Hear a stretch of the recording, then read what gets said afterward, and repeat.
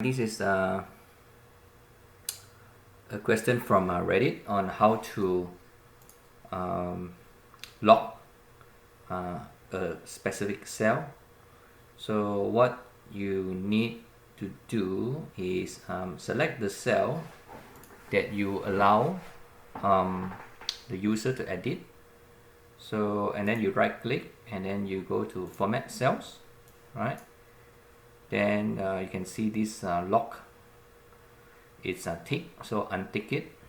So that means you unlock it if you protect the sheet, right?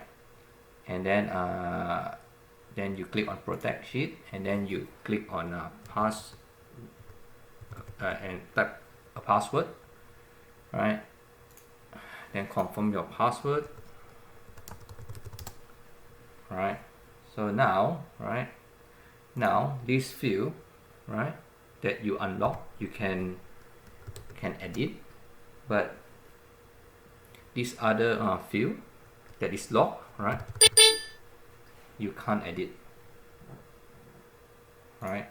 So if you want to edit this A2 cell, you unprotect again, and then key in the password, and then now you can edit.